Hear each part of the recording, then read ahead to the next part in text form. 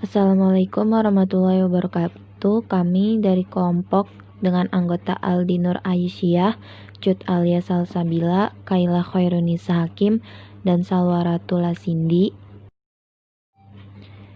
Di video ini kami akan menjelaskan tentang peran pasar dalam perekonomian. Pasar adalah tempat bertemunya calon pembeli dan penjual untuk melakukan transaksi jual beli barang atau jasa. Ciri khas dari pasar adalah adanya kegiatan transaksi jual beli barang atau jasa. Peran pasar dalam perekonomian: terdapat peran pasar bagi produsen, di antaranya sebagai tempat promosi barang atau jasa untuk mencari bahan-bahan produksi dan menjual barang hasil produksi.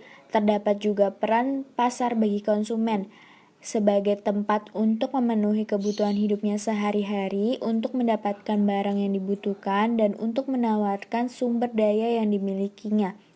Terdapat juga peran pasar bagi pemerintah yang berperan sebagai sumber pendapatan bagi negara atau pemerintah atau penunjang bagi kelancaran pembangunan sosial.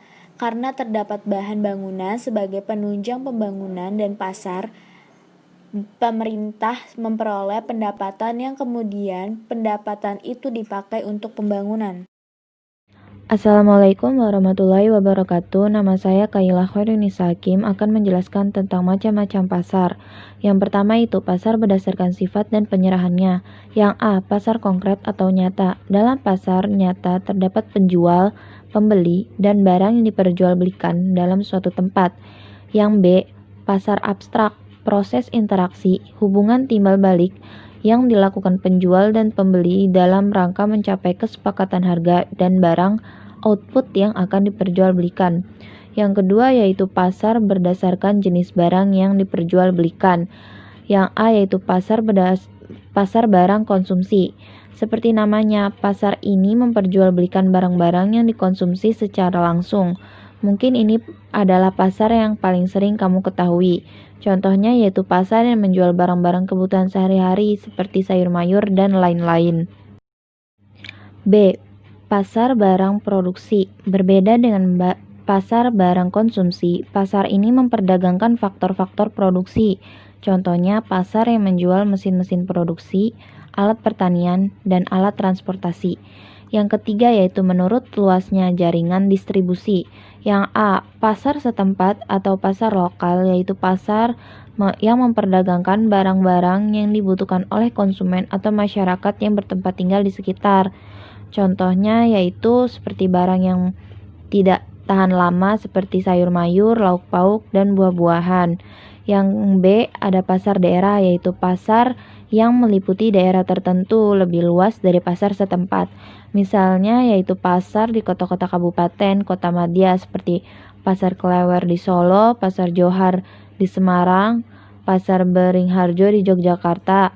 Di pasar ini biasanya tempat berkumpul para pedagang menengah yang melayani penjual barang dalam jumlah besar kepada para pedagang kecil.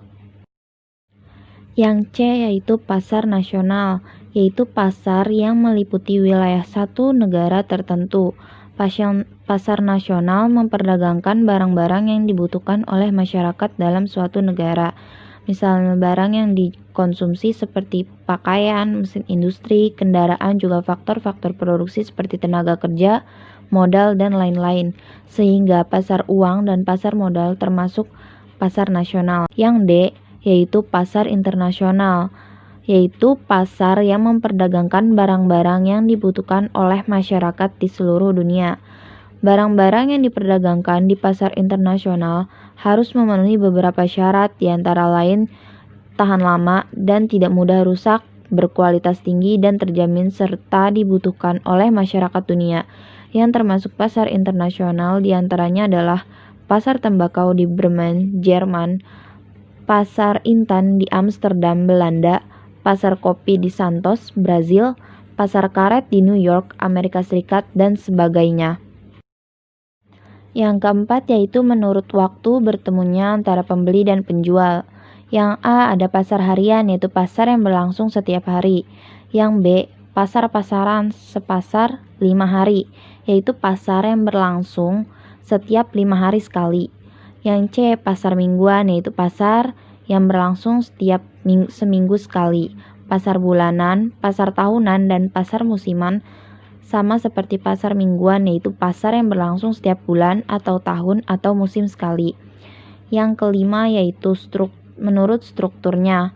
Yang A, pasar persaingan sempurna, yaitu pasar yang di dalamnya terdapat banyak penjual dan pembeli, barang yang diperjualbelikan sejenis homogen, masing-masing produsen bebas untuk menutup atau membuka usahanya.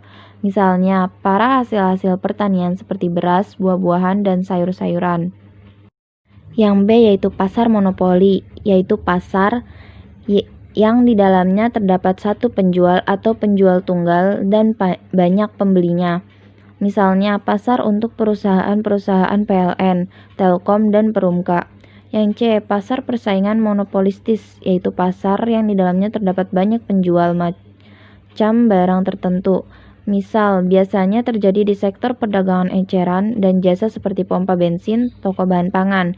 Yang D, pasar oligopoli, yaitu pasar yang hanya terdapat beberapa penjual untuk satu barang tertentu. Misalnya, perusahaan penjual satu jenis mobil atau pedagang besar suatu merek rokok tertentu. Yang E, pasar monopsoni, yaitu pasar yang di dalamnya terdapat satu pembeli dan banyak penjual. Misalnya pasar cengkeh, pembelinya adalah Gapri, gabungan perusahaan pabrik rokok Indonesia, dan penjualnya adalah petani-petani cengkeh yang jumlahnya sangat banyak. Oke, seperti pada slide sebelumnya yang sudah dijelaskan berdasarkan strukturnya. Peran iptek terhadap perubahan jenis dan struktur pasar. 1. Tidak perlu menempuh jarak yang jauh. 2. Jangkauan pasar semakin luas. 3. Memperluas jaringan usaha. 4. Biaya lebih efisien. 5. Memperkenalkan perusahaan. 6. Proses transaksi yang mudah dan simpel. 7. Mempermudah memasarkan produk. Terima kasih. Apabila ada kesalahan kata, mohon dimaafkan. Wassalamualaikum warahmatullahi wabarakatuh.